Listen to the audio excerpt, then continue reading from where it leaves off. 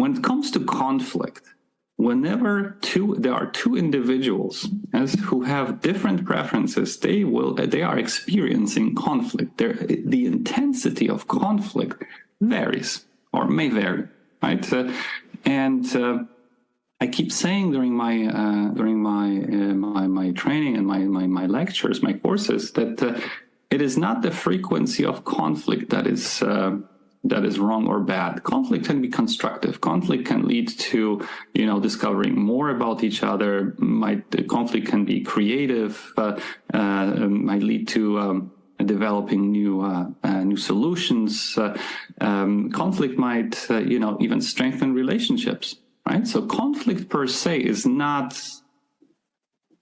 bad, or the